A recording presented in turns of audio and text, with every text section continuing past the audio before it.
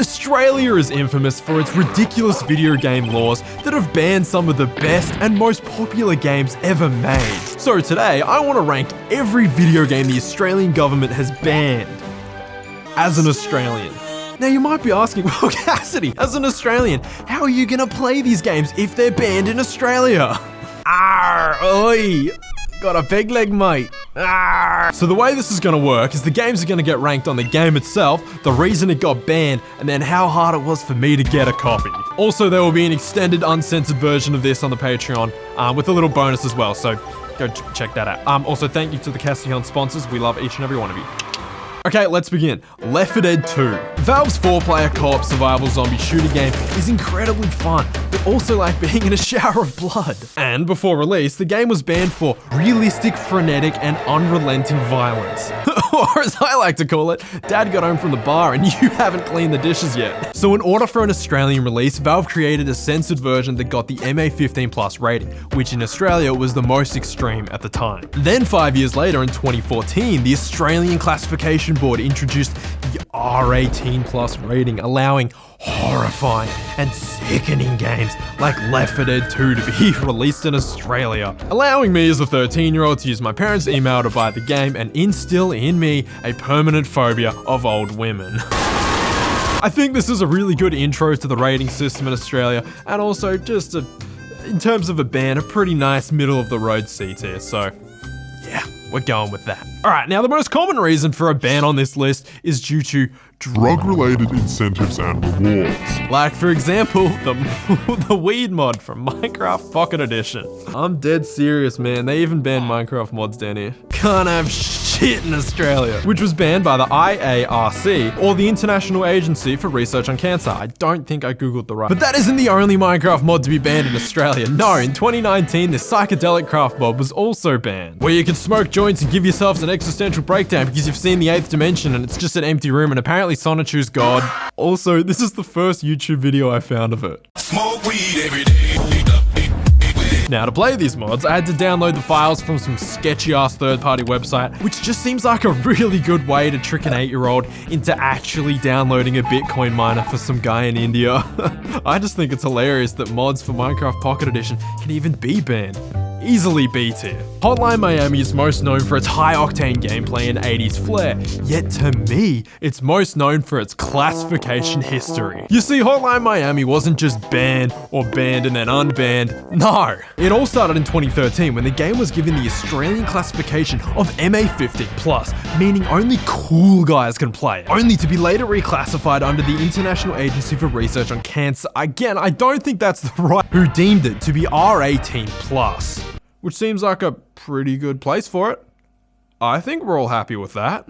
Psych! Digital Devolver got greedy on attempt to re-release the Hotline Miami collection for the Switch in 2019 and asked, hey, can we get this reclassified for our Hotline Miami collection released for the Switch? Fuck you, no I hate you, and your game's banned now. But you could still buy it on the Switch, until you couldn't. Or you made an account that was located in Switzerland. Then earlier this year in 2022, the game finally gets a reclassification under the original rating of MA15+. Hooray! Now the game can be enjoyed by all Australians and those bloodthirsty wombats. But that's not everything. Remember that Hotline Miami collection I mentioned a second ago? Well, the reason they reapplied for classification in the first place was because the second game was never given classification, so they wouldn't have been able to sell the bundle in Australia legally. And what was Australia's response? Fuck you, no I hate you, and your game's banned now. And to this very day, the game is still being refused classification. Alright, now the big question, how hard was it to get? Well, the first game is still available on Steam, and the second one gave me a virus that needed a full scan to get rid of, so I think that, and because of how good the classification description history is, A tier. One of the most infamous games to be banned in Australia is the Postal series. And you might be thinking I'm wrong, but shut the fuck up or you'll ruin it for all of us. That's quite funny because it wasn't just banned for being violent, it was banned for high-impact themes involving revolting and abhorrent content. You know, some poor old Christian woman got given that game to review and had her whole life change after that day. But nowadays it sits at a light MA15+ after an ending change because the first ending was... the ending's pretty fucked. So you can just go buy it on Steam or download the freeware of the original. But easy A for that band description alone. Postal 2 was refused and then reclassified in 2013 under the new R18+ rating for high impact violence. Yo, I'll be honest, I don't think they know about the cat silence. High impact violence is kind of boring, just a D tier. But sometimes they just get it wrong. Like when the top-down survival sim RimWorld got banned for a consumable called Smoke Leaf. Have a guess what that does? The ban was later overturned because they actually played the game and realized that frequent use led to addiction, overdose, and withdrawal. And this is usually how it goes. Big game has drug, ban. And then the devs have to be like, well, yeah, but the big game does have drug, yeah, but not glorified. Okay, I have been educated, but here's an interesting little plot twist for you. When these games get banned, they can't actually take the games from you. They can just stop other people from getting the game. So when RimWorld got banned, I still owned a Steam copy and I could do all the Smoke Leaf I wanted. Because of that, and the fact that it was kind of only banned for a month, makes this a pretty low tier ban. So I'm thinking maybe like a 4 out of 10. Voyeur is a game from 1993. And is pretty unique on this list because it's the only game to be banned for incest. Completely unrelated, this was the most fun I've ever had in a game. I got a bit worried trying to find a version of this online, and I think buying the game on Steam definitely puts me on a list somewhere. No other game is doing it like Voyeur 1993, A tier. Singles Flirt Up Your Life is a simple little fun game about life itself. Don't ask why the whole screen is blurred. It's one of those early 2000s rip-offs of The Sims, except in this one, you get to see the birds and the bees. This is a funny band, but nothing graphic is really happening here. Just feels like they're scared of boobies, I'll say it. I think this ban could be revoked, considering Honey Pop isn't banned, but I wouldn't know what that is, so I think C tier for sure. And yeah, this whole no bacon men classification is definitely one of the weirder ones, because you'll notice that the original Witcher 2 was banned because the ending of a quest resulted in either sexy time or no. But doesn't that happen in The Witcher 3 like 5 different times? I mean, like, again, I wouldn't know. It's not like I put 100 hours into that game for Triss alone. It is worth noting that The Witcher 2 was the last time a game actually got banned for this reason. So either gaming has lost its balls or Congress got taken over by the Kumas. But yes, the naughty ending of the quest got removed and now the game sits at a light MA15+ rating. C tier 4, I'm still confused how this ban even fucking works. Now, I have to tread a little bit lightly on this one, so bear with me. South Park: The Stick of Truth got banned because one of the kid characters, pre-Wade and Roe, permanent sleeping their pre-baby in their stomach pouch in a minigame. God, he's dead. Yeah, God, he's dead. In a very smart decision, the devs decided to remove the scene and add in a little title card that explained the whole shabacle instead, granting the game access in Australia, but still under the R18+ rating. Honestly, a pretty justifiable ban.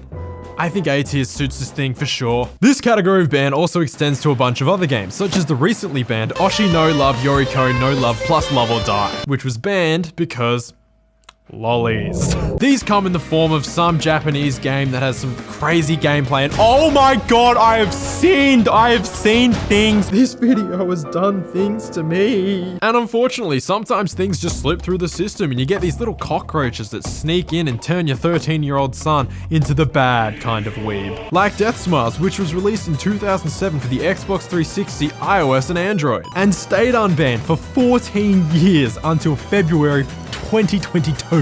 In a common trend, a collection of Death Smiles 1 and 2 requested classification so it could be released on the Switch, and obviously got banned because lollies. Both of these are apparently still available on iOS and Android. Yet, I couldn't find them, but I could still buy it on Steam. I think it's respectable that it managed to stay unbanned for 14 years, but it also is the absolute worst reason for your game to get banned. F tier.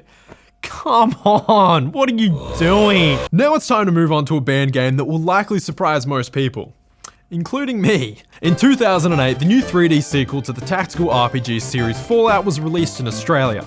Or it would have been if it hadn't been refused entry. On the surface, there could be many reasons why a Fallout game could be banned, like mini nukes or The bloody mess perk? But I guarantee you'd never guess the actual reason. Fallout 3 has a whole bunch of different drugs, like Psycho, Mentats, Buff Out, and specifically morphine.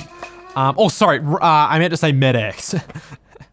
Yeah, they were gonna call this fucking thing morphine. Why? Which promptly caused Australian classification to deny it because we can't be showing plus 25 damage resistance and have the name morphine next to it. Kinda sends a bad message. So with this refusal, Fallout 3 would no longer have a worldwide release, causing Bethesda to go back and change the name Morphine to Med-X, which I think is a way better name anyway, and it fits the series better. So you can thank us for that, you know? Sometimes our ridiculous and over-the-top bans actually do good for the world. I think B2.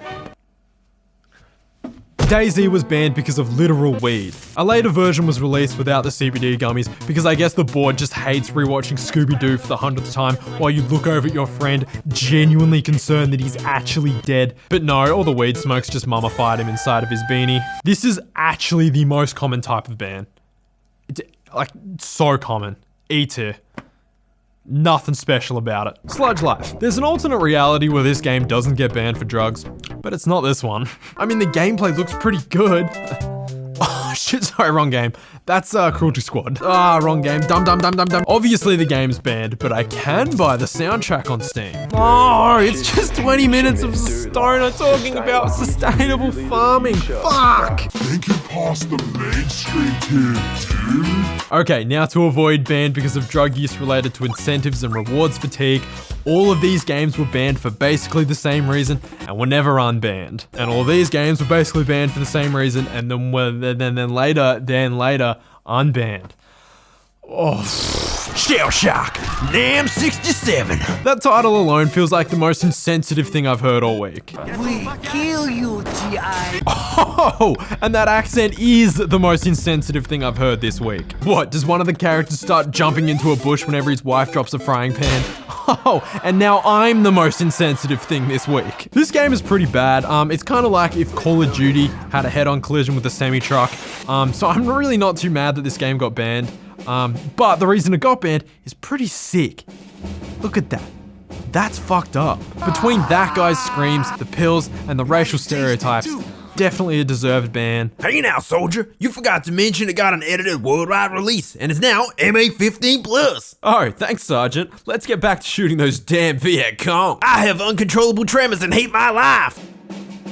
San Andreas had the infamous hot coffee controversy, where a hidden, inaccessible, naughty minigame got found by a modder who hacked into the game files and posted it online, resulting in big drama. Because while it wasn't accessible, it was still in the game. So in 2005, the game was pulled from stores, and only 10 years later, a version without this naughty minigame was released, and would later be classified as MA15+. This is easily an S tier ban. It is such an infamous case for a reason, and is equally amounts as funny as it is absurd. I also love the fact that it took them 10 years to take it out. They really don't care, do they? Like about us, we're just some dumb little island in the middle of the ocean. We have money too, you know. It just so happens that we trade in kangaroo poo. I'll give you 6 kangaroos for GTA 6. Final offer. Now the next entry is the godfather of video game controversy. Because what gentleman would find pleasure in such a thing as this? Yeah, do it again. Woo! Mortal Kombat, unsurprisingly, has been banned at some point because this is the devil's work, and if little Joey would rather play this than go to Sunday Mass, then we've got some problems in this country. But it wasn't actually the first Mortal Kombat that caused all the ruckus. No, it was the 2011 version where you could rip a guy's spine out in high definition. Later, it ended up receiving an R18+ rating, and I'm thinking middle of the road C tier, you know, just fucking right there. Like Mortal Kombat, Manhunt was one of the founding games to push the boundaries of video game violence, or in this game's case, what the fuck? It was available for a year until this one guy saw it and said, I wouldn't want my bloody kids watching this, and banned it. Despite the fact that he still would have had to buy it for his kids, but God forbid the parents take any sort of responsibility. B tier because this dude specifically banned it. Not some organization, not some bot, this dude. GTA 3 got banned because you could do this.